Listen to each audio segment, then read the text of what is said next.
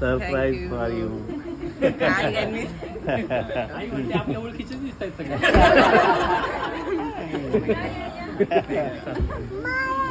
तू आईला दे ना. काय तुम्ही मला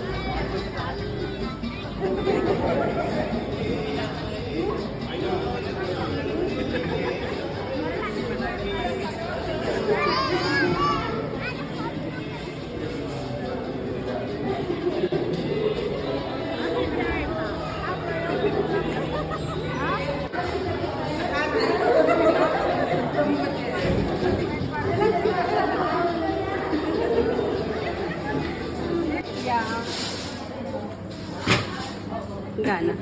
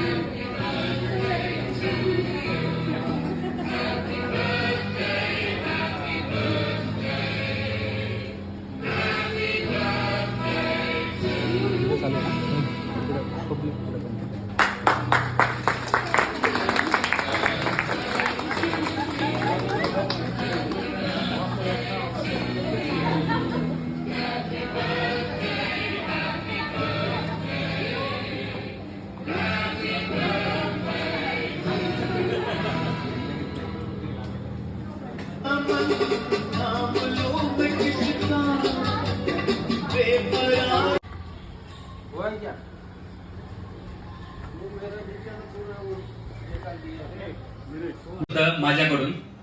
हजार दुःख असले तरी मी खुश होऊन जातो.